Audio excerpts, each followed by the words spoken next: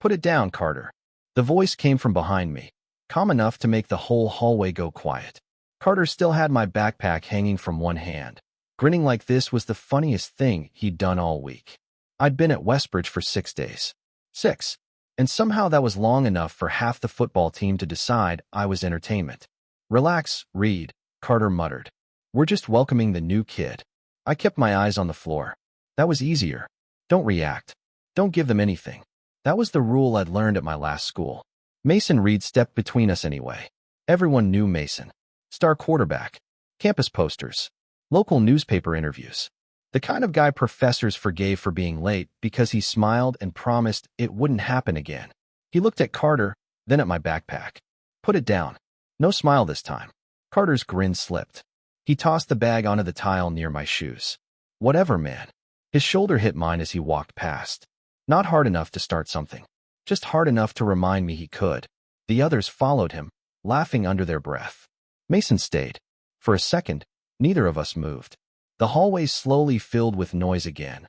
Lockers slamming, sneakers squeaking, people pretending they hadn't watched the whole thing. I crouched to pick up my books. A notebook had fallen open. Pages bent. One corner torn. Great. A hand reached down before I could grab the last book. Mason lifted it, glanced at the cover, then held it out to me.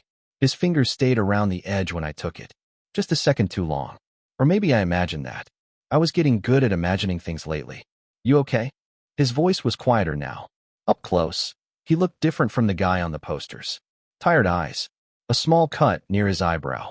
His jaw tight like he was angrier than he wanted anyone to notice. I'm fine. The answer came out too fast. Mason looked at me for a moment. Not through me. At me. That somehow felt worse.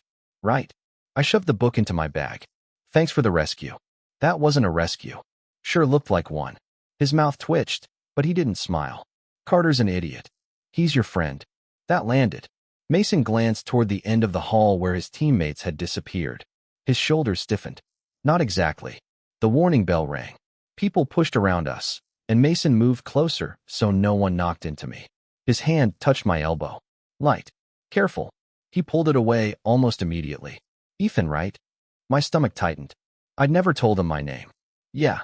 You've got history in room 214. I stared at him. How do you know that? Mason adjusted the strap of his duffel bag, suddenly interested in the floor. Saw you in there yesterday. You're not in that class. His eyes met mine again. There was a pause. Too long to be casual. I noticed things. Then he stepped back, like he'd realized how close he was standing. You should go. Bell's about to ring. I told myself he was just being decent. Maybe he felt guilty. Maybe quarterbacks were trained to protect the school's reputation along with the football. It meant nothing. That was what I kept telling myself all day. But when I got back to my dorm that night, the missing book was inside my backpack. I knew I hadn't put it there. Tucked between the pages was a folded piece of notebook paper. For words, written in dark blue ink, they won't touch your stuff again. The note stayed in my pocket all night. I told myself I only kept it because throwing it away felt dramatic. That was not the real reason. The next morning, Mason was standing near the vending machines outside the student center, talking to 2 guys from the team. He laughed at something one of them said, then looked up and found me across the hall. His smile faded. Not in a bad way. More like he forgot what he was doing. His eyes stayed on mine for a second too long before one of his teammates bumped his shoulder. I looked away first. Of course I did. By lunch, I had almost convinced myself the note was not from him. Maybe some teacher found the book. Maybe campus security had suddenly developed handwriting and strong opinions about backpacks. Then Mason walked into my elective and took a seat 2 rows behind me. I turned around before I could stop myself. You are not in this class. He leaned back in the chair, one ankle resting over his knee. I am now. That is not how college works. Professor Lang needed someone to fill a spot. His expression stayed perfectly serious for about 2 seconds. Then the corner of his mouth lifted. Also, you looked lonely. My chest tightened. I was not lonely. Right? He glanced at the empty seats around me. You just enjoy having personal space. I faced forward before he could see my face getting warm. It meant nothing. He was joking. Guys like Mason joked with everyone. After class, Professor Lang assigned partners for a presentation on social pressure and group behavior. I already knew what was coming before she read the names. Ethan Cole and Mason Reed. Mason tapped the back of my chair with his pen. Looks like you were stuck with me. That sounds like a threat. You survived, Carter. I think you can handle a PowerPoint. We met in the library that afternoon. Mason showed up 10 minutes late, carrying 2 coffees. He set one beside my laptop. Oat milk. No sugar. I stared at it. How did you know? He pulled out the chair across from me. You order the same thing every morning. You watch me order coffee? His hand paused on the zipper of his bag. Just for a second. I passed the cafe after practice. Every morning? Apparently. He took a drink and looked down at his notes, but I caught the faint color rising along his neck. I tried not to smile. We worked for almost an hour before his phone lit up. Carter's name flashed across the screen. Mason turned it face down without answering. You can get that. I do not need to. Your team probably needs you. He looked at me then. Really looked at me. The library noise seemed to fall away around us. Maybe I am exactly where I want to be. My heart stumbled so hard it was embarrassing. Mason blinked, like he had hurt himself too late, then reached across the table for my notebook. Our fingers brushed. Neither of us moved right away. Sorry, I whispered. You did not do anything. His voice came out lower than before. For 1 second, his thumb rested against the side of my hand. Then he pulled back and cleared his throat. We should probably finish the outline. I nodded, even though I had forgotten what the project was about. When we finally left, I heard footsteps behind us. One of Mason's teammates was leaning near the library doors, arms crossed, watching. You keep hanging around the new kid, he called. Mason stopped beside me. His jaw tightened. The answer took just long enough to make my stomach drop. Why do you care? The guy repeated, looking from Mason to me like he had already decided the answer would be funny. Mason did not laugh. That was the first thing I noticed. His face went still, and for one strange second, nobody moved. Then he shrugged and adjusted the strap of his duffel bag. We have a project. The teammate smirked. Sure. A project. Mason's jaw tightened, but he kept walking. I followed because standing there alone felt worse. Neither of us spoke until we reached the stairs. You could have told him to mind his own business, I muttered. Mason glanced over. I did. No. You gave him an excuse. He stopped 1 step below me, bringing us almost eye level. What was I supposed to say? I had no answer that would not make me sound insane. That you wanted to be around me. That the coffee meant something. That your hand stayed against mine because you did not want to move it. Instead, I looked away. Forget it. The next few days, Mason kept showing up anyway. He saved me a seat in class. Sent me notes from the lecture I missed. Texted at 11:30 one night to ask whether Carter had bothered me again. I stared at that message for almost 5 minutes before replying. No, I am fine. 3 dots appeared immediately. You always say that. My chest tightened. I typed 3 different answers and deleted all of them. Finally, I sent, you do not have to keep checking on me. His response came slower this time. I know. That should have made things clearer. It did the opposite. The following afternoon, Carter caught me near the lockers outside the gym. He stepped into my path with 2 other players behind him. Reed teaching you how to be popular now. I tried to move around him. He shifted with me. Leave it alone. Relax, new kid. His hand landed on my shoulder, gripping harder than necessary. We are talking. Take your hand off him. Mason's voice cut through the hallway. Carter let go, but only after giving my shoulder one last squeeze. Mason walked toward us still wearing his practice jersey, hair damp, breathing a little hard like he had come straight off the field. Coach know you are skipping drills to babysit him. Carter grinned. Mason moved between us.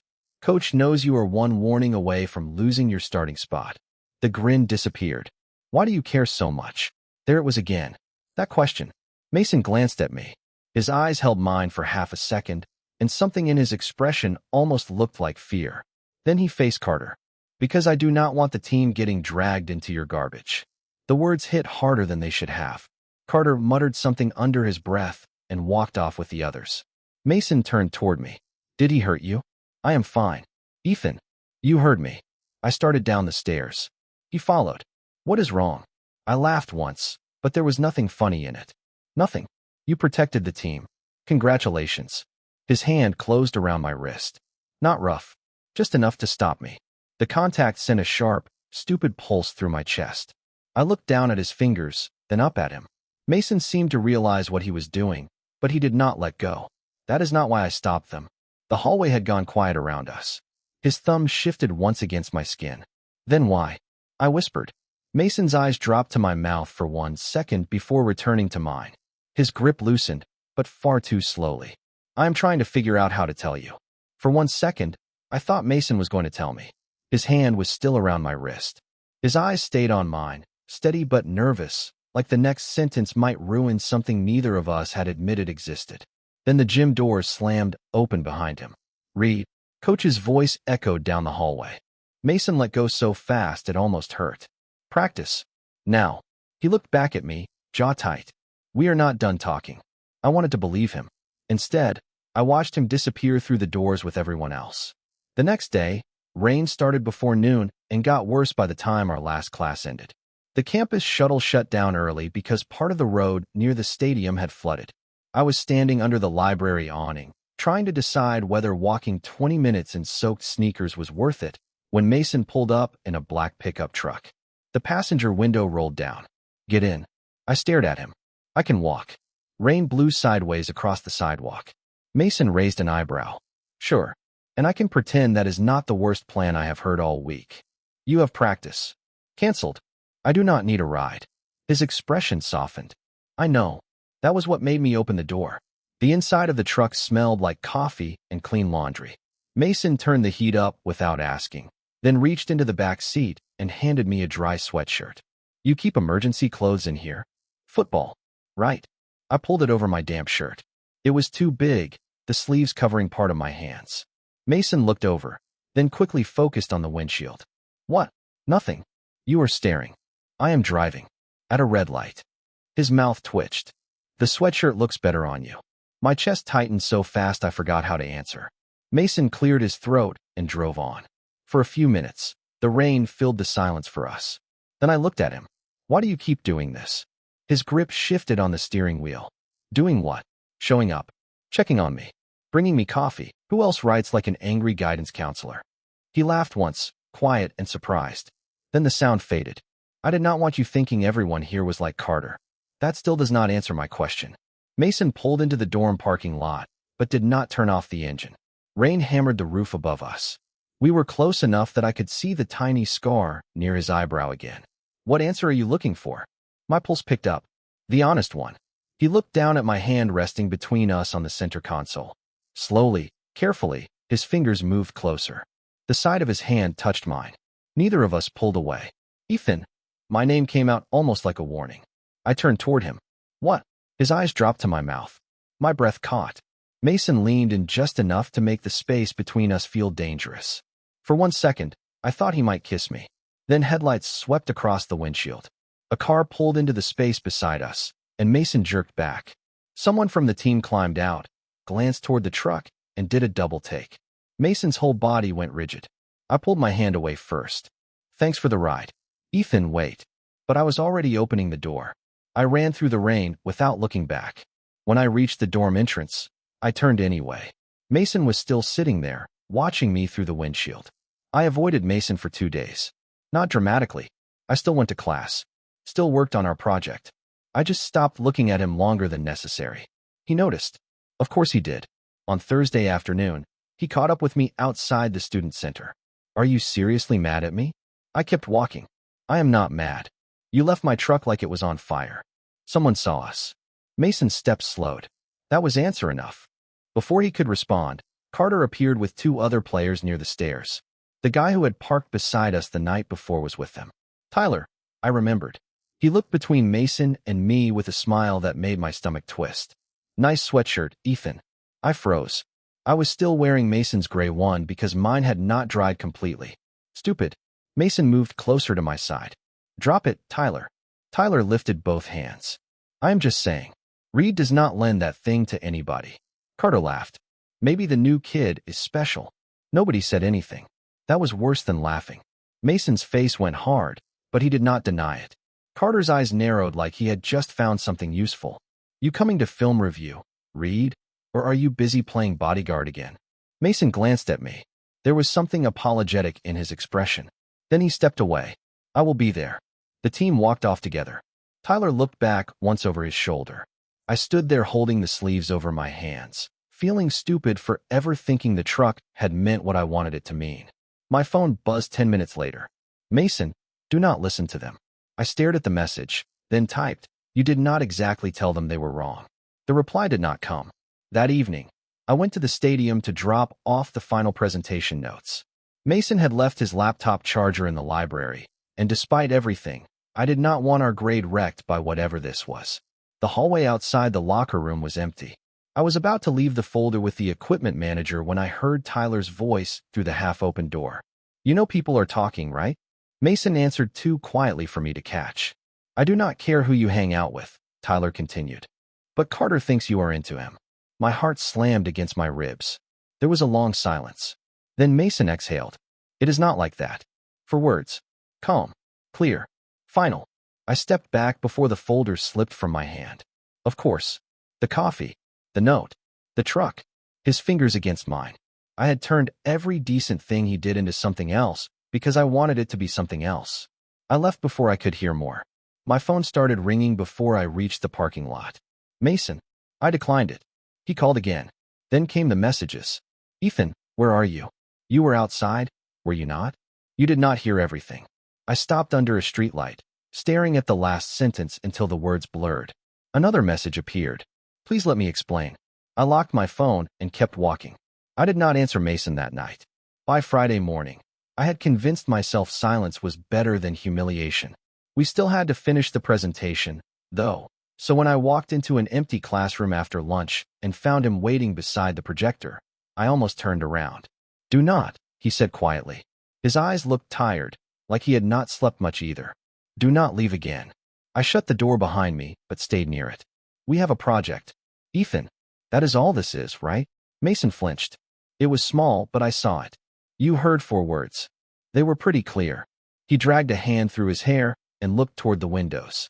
"Tyler asked whether I was into you like it was some locker room joke. I said it was not like that because I was not going to let him turn you into one. You could have said no." I could not. The room went still. My fingers tightened around the strap of my bag. Mason took 1 step closer, then stopped, like he was afraid I might bolt. "That is the part you missed." My heartbeat started climbing. "What part?" His gaze dropped for a second before returning to mine. "Tyler asked if I cared that people thought I liked you." Mason swallowed. I told him I cared because I did not know what to do if they were right. I forgot how to breathe. He let out a short, nervous laugh that did not sound like him. "I have spent 2 weeks finding reasons to be near you. I changed classes. I memorized your coffee order. I left that note because I could not stand the idea of you thinking nobody here noticed what was happening." "Mason."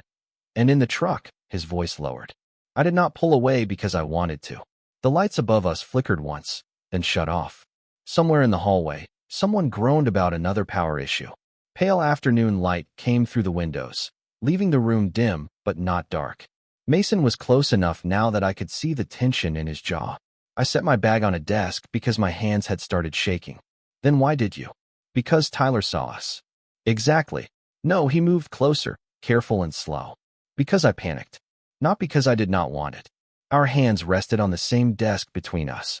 His fingers shifted until the side of his hand touched mine. Neither of us moved away. "I do not know what this means yet," he admitted. "I do not have some perfect answer. I just know I noticed you before Carter ever did. I know I hate it when you avoid me. And I know the idea of going back to normal feels worse than everyone talking." My chest tightened. There was never a normal. "Good." His thumb brushed once against my knuckle. "Because I do not want one." Footsteps sounded outside the classroom. The door opened, and 2 students walked in, laughing about the power. Mason pulled his hand back, but his eyes stayed on mine. "Meet me after the game tomorrow," he murmured. "No locker room. No teammates. Just me telling you the rest." I almost did not go to the game. Mason had not texted me all day, and by 6 o'clock, I had checked my phone enough times to hate myself for it. No explanation. No reminder. Nothing. When I finally reached the stadium, the student section was already packed. Mason was on the field warming up, helmet tucked under one arm. He looked toward the bleachers once, found me, then looked away so quickly it felt deliberate. My stomach sank. Of course he regretted it. A dark classroom was one thing. A stadium full of people was another. I took a seat near the end of the row and told myself I would leave after the first quarter. Then Tyler dropped into the empty spot beside me. He has been a mess all day. I glanced over. "Who?" Tyler gave me a look. "You know who. Down on the field. Mason missed a throw he usually made easily. Coach shouted something from the sideline. Mason pulled off his helmet and dragged a hand through his hair. He thinks you are not coming, Tyler added. He saw me. Yeah. And now he thinks you are leaving. I hated how close that was to the truth. Before I could answer, Carter climbed the steps with two other players who were not dressed for the game. He stopped in front of me, blocking my view. Did Reed get you a ticket too? I stood. Move. His smile widened. Careful. People might start thinking you are his good luck charm. Tyler rose beside me. Carter, leave it. Why? Everybody is already talking.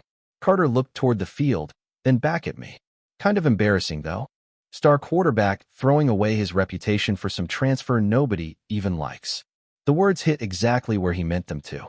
I stepped into the aisle. You do not know anything. Carter bumped my shoulder as I passed. Harder this time. I lost my balance and caught the railing. The crowd reacted before I understood why. Down on the field, Mason had seen it. He handed his helmet to a teammate and walked straight toward the stands while Coach yelled after him. The entire stadium seemed to notice. Mason climbed the steps, breathing hard, his eyes fixed on Carter. Get away from him. Carter laughed, but it sounded thinner now. We are joking. No. You are done. You really want to do this here?